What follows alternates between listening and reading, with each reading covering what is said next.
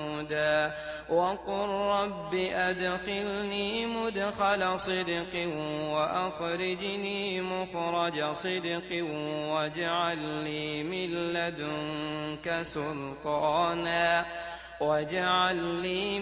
لدنك سلطانا نصيرا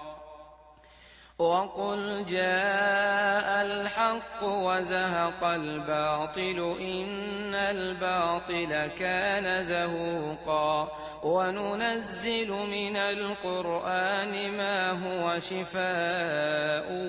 ورحمة للمؤمنين ولا يزيد الظالمين إلا خسارا وإذا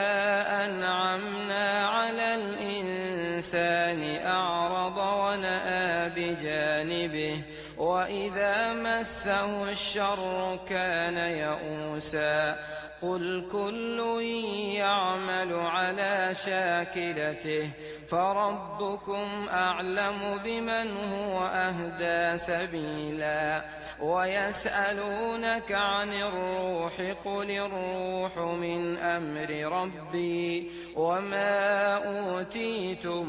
من العلم إلا قليلا ولئن شئنا لنذهبن بالذي أوحينا إليك ثم لا تجد لك به علينا وكيلا إلا رحمة من ربك إن فضله كان عليك كبيرا